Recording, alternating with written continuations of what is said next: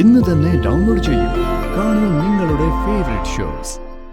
അവിടെ കുറച്ചു മുമ്പേ വിഷ്ണുച്ച മരിച്ചു.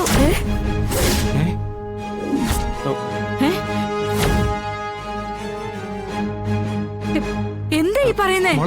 ഇങ്ങനെയാണോ പറഞ്ഞു പഠിക്കുന്നേ? നേരെ ശാരദമ്മേ. കൊല്ലാനോ?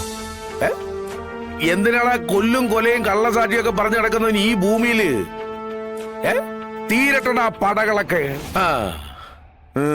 ശിവനെതിരെ മൊഴി കൊടുത്തതിന് ശേഷം ചെമ്പല്ലി ഇഹലോകവാസം വെടിഞ്ഞാൽ ശിവന്റെ ഒരു പവർ എന്നാടാ. പ്രധാന വിറ്റ്നസിനെ കൊന്ന കൊലയാളി. പോലീസ് നടുനുവർത്താനുള്ള സാവകാശം കൊടുക്കാതെ തെക്കും വടക്കും ഓടിക്കും. ഇതിനിടയ്ക്ക് അവൻ എവിടുന്നാടാ സമയം കിട്ടുന്നത് നമ്മുടെ കൊച്ചിനെ കട്ടോണ്ട് പോയി കൂടെ താമസിപ്പിക്കാൻ? നിക്കാൻ നേരമില്ലാത്തവന് കെട്ടാൻ നേരം ഉണ്ടാവൂടാ. ഉണ്ടായാലും നമ്മള് സമയം കൊടുക്കുവോ? പൊന്നപ്പാ, ഇത്രയും കുശാഗ്ര ബുദ്ധിയൊക്കെ ഈ തലക്കകത്ത് എവിടെയാ ഒളിപ്പിച്ചു വെച്ചിരിക്കുന്നേ? എടാ, ഇതൊക്കെ ഉണ്ടാക്കിയെടുത്തത് പണിയെടുത്തിട്ടാണെന്നാണോ നിന്റെ ധാരണ? ഒക്കെ ഈ തല ഉപയോഗിച്ച. ഇനി അല്പം കഞ്ഞി കുടിക്കാല്ലേ? എൽസമ്മോ, ആ അടച്ചു വെച്ച കഞ്ഞിപ്പാത്രത്തിന്റെ മൂടി അങ്ങ് തുറന്നു. ഞങ്ങളിതാ എത്തി. എടാ മോനെ, നീ ആ SP വിളിച്ചിട്ട് നമ്മുടെ ഗസ്റ്റ് ഹൗസിലേക്ക് വരാൻ പറ. നമുക്ക് വേണ്ട മൊഴി കിട്ടിക്കഴിഞ്ഞാ പിന്നെ ചെമ്പല്ലി ഈ ഭൂമിയിൽ വേണ്ട. തട്ടാൻ പറ്റിയ പിള്ളേരാരാടാ ഉള്ളത്? ഈ യോഗപ്പറമ്പിലെ കാക്കരാജേഷിന്റെ പിള്ളേരെ വിളിക്കാം. ഇരു ചെവിയേറിയാതെ കാര്യങ്ങൾ സാധിച്ചെടുക്കും. എന്നാ വിളിച്ചോ, കാക്കയോ പൂച്ചയോ ആരാണെന്ന് വെച്ചാ. ഇന്ന് ചെമ്പല്ലിയുടെ പുക കണ്ടിരിക്കണം. ചുരുക്കത്തി ഒരു വെടിക്ക് 2 പക്ഷി. കളക്ടർ വെടിവെപ്പ് ക്ലോസ് ആവുകയും ചെയ്യും. ഡെയ്സിയുടെ കാര്യത്തിൽ നമുക്ക് അനുകൂലമായ വിധം കാര്യങ്ങൾ കൊണ്ട് എത്തിക്കുകയും ചെയ്യാം. അതെ.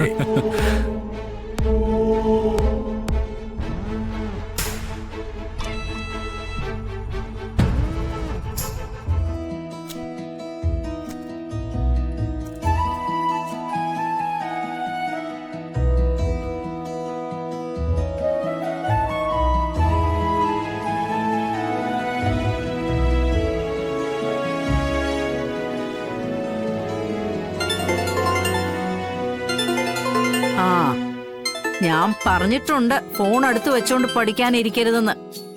ഇത് സത്യാ. ഓ, പഠിക്കാനുള്ള ഏതെങ്കിലും ഡൗട്ട്സ് ചോദിക്കാനായിരിക്കും. ഈയിടെയായിട്ട് ഡൗട്ട് ചോദിക്കലൊക്കെ രണ്ടുപേർക്കും ഇത്തിരി കൂടുതലാണേ. എന്റെ ശാരദാമ്മേ, ഞങ്ങൾ എന്തെങ്കിലും ഒക്കെ ഒന്ന് പറയട്ടെ. ഓ, ഹായ് സത്യ. അതിനി കട്ടിലിൽ കിടന്ന് 2 മണിക്കൂർ നേരത്തേക്ക് പുരാണവും കഴിഞ്ഞു വരും. പറ സത്യ, എന്താ അവിടുത്തെ വിശേഷം? പപ്പി, ഇവിടെ ഒരു സംഭവം ഉണ്ടായി. കുറച്ചു മുമ്പ് അച്ഛൻ മരിച്ചുപോയി. അയ്യോ, മരിച്ചോ? ആ, എന്നിട്ട് പിന്നെ ജീവിച്ചു വന്നു. എന്തൊക്കെയാ സത്യ പറയുന്നേ? വിഷ്ണു അച്ഛൻ മരിച്ചോ എന്നിട്ട് പിന്നെ ജീവിച്ചോ? അതേന്നെ. എന്നിട്ട് എല്ലാരും കരച്ചിലായിരുന്നു. അപ്പോഴേക്കും അച്ഛൻ എണീറ്റ് വന്നു. എനിക്കിത് വിശ്വസിക്കാൻ പറ്റുന്നില്ല. അങ്ങനെ മരിച്ച ആൾക്കാരൊക്കെ തിരിച്ചു വരോ? അതെനിക്കറിയില്ല, പക്ഷെ അച്ഛൻ തിരിച്ചു വന്നു. ശരിക്കും? ആ, ശരിക്കും. നമ്മുടെ ഭാഗ്യം അല്ലേ സത്യ? ശരിയാ, നമ്മുടെ ഭാഗ്യം തന്നെയാ. എന്നാ ശരി പപ്പി, ഞാൻ പിന്നെ വിളിക്കാം.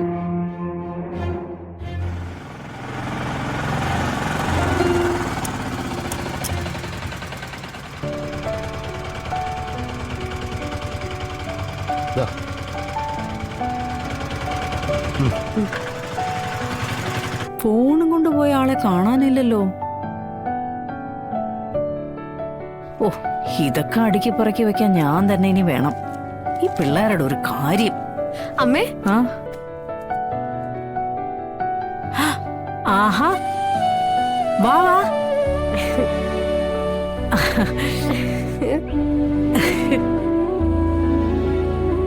ഇരിക്കും മോനെ. അമ്മയ്ക്ക് വിരുന്നുകാരുണ്ടല്ലോ. എത്ര നാളായി ഇവർ രണ്ടുപേരും കൂടി വരണത് കണ്ടിട്ട്. എന്തായാലും നന്ദി പറയേണ്ടതാ വിഷ്ണുവിനോടാ. ഞങ്ങളെ അമ്പലത്തിൽ പോയിട്ട് വന്നതാ. നന്നായി മോളെ. രണ്ടുപേരും ചേർന്ന് ഒരു ഐക്യമത്യ പുഷ്പാഞ്ജലി നടത്തണമെന്ന് ഞാൻ പറയാനിരിക്കുമായിരുന്നു. ഞങ്ങളിപ്പോ സംസാരിച്ച് ഒരു ഐക്യം വരുത്തിയിരിക്കുക ശാരദാമ്മേ. ഇനി എപ്പോഴാ ഈ പാർട്ടി ഇടയുന്നൊന്നും പറയാൻ പറ്റില്ല കേട്ടോ. ഇടഞ്ഞാൽ ഈ ഐക്യമൊക്കെ അങ്ങ് പോവും. അമ്മ വഴക്ക് ഞാനായിട്ട് ഉണ്ടാക്കുന്നതല്ല, അതങ്ങനെ വന്നു പോകുന്നതാ. ഇനി അങ്ങനെ വന്നു പോകരുതെന്നാ ഞാൻ പറയുന്നത്. നീ കുറെ കാര്യങ്ങളിൽ സ്വയം ഒരു നിയന്ത്രണം പാലിക്കേണ്ടതുണ്ട്. രോഹിത്തിന് അവന്റേതായ കാര്യങ്ങളിൽ സ്വാതന്ത്ര്യവും കൊടുക്കണം. അപ്പൊ പരസ്പരമുള്ള ഐക്യം തകരാതെ മുന്നോട്ട് പോകാൻ പറ്റും. ഞാൻ ഏത് രീതിയിലും അഡ്ജസ്റ്റ് ചെയ്യാൻ തയ്യാറാ ശാരദാമ്മേ. വഴക്കും ബഹളവും ഇല്ലാതെ മുന്നോട്ട് പോകണമെന്നാ എന്റെ ആഗ്രഹം. വീണ്ടും നിങ്ങളെ ഒന്നിപ്പിക്കാൻ വിഷ്ണു ഒരുപാട് പാടുപെട്ടുന്ന് ഇവിടമ്മ കുറച്ചു മുമ്പേ പറയുന്നത് കേട്ടായിരുന്നു. വിഷ്ണുപ്രയ്ക്ക് എല്ലാവരും ഒന്നിച്ച് സ്നേഹത്തോടെ ആ വീട്ടിൽ നിൽക്കുന്നത് വലിയ സന്തോഷമാ. അതിപ്പോ ഇടയ്ക്കിടയ്ക്ക് പറയുന്നുണ്ട്. എനിക്കിപ്പോ ഇവിടെ തന്നെ എന്തൊക്കെ ബിസിനസ്സുകൾ നോക്കുന്നുണ്ടെന്നാ പറഞ്ഞേ. ദുബൈയിലേക്കൊന്നും പോവാതെ ഇവിടെ നിന്ന് കാശുണ്ടാക്കാനാ ബ്രോ പറയുന്നത്. അതിനുള്ള പണവും തരാന്ന് പറഞ്ഞു. സഹോദര സ്നേഹമുള്ളവനാ വിഷ്ണു. എല്ലാവരും നന്നായി കാണണമെന്ന് ഒരുപോലെ ആഗ്രഹിക്കുന്നവൻ. അങ്ങനെയുള്ള നല്ല മനസ്സുള്ളവരൊന്നും ഭൂമിയിൽ അധികം ഒന്നും കാണാൻ പറ്റില്ല. ഈശ്വരൻ കണ്ണു തട്ടാതെ ആയുസ് കൊടുക്കട്ടെ. അമ്മേ മോളെ അച്ഛാ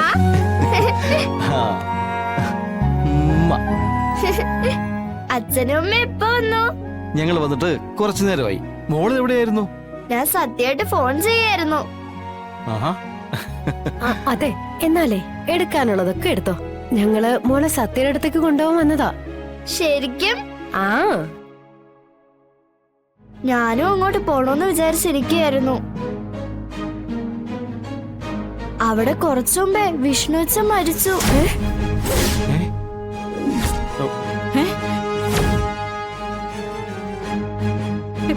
എന്താ ഈ പറയുന്നേ? മോളെ ഇങ്ങനെയാണോ പറഞ്ഞു പഠിക്കുന്നേ? നേരെ ശാരദാമ്മേ, സത്യ പറഞ്ഞത്. അവിടെ എല്ലാരും കരച്ചിലായിരുന്നു. പക്ഷെ അപ്പോഴേക്കും വിഷ്ണു അച്ഛന് ജീവൻ വെച്ചു. മോളെ പപ്പി, നീ എന്തൊക്കെയാ പറയുന്നേ? തമാശക്കാണെങ്കിൽ ഇങ്ങനെയൊക്കെ പറയാവോ? അല്ല, സത്യം എന്താ പറഞ്ഞേ? അത് പിന്നെ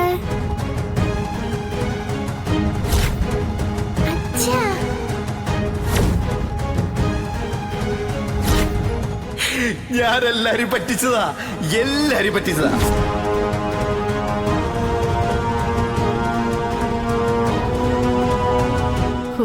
എന്തായാലും കളിയാണെങ്കിലും കാര്യമാണെങ്കിലും വിഷ്ണുവിന് എന്തോ ആപത്ത് വരുമെന്നൊരു തോന്നല്.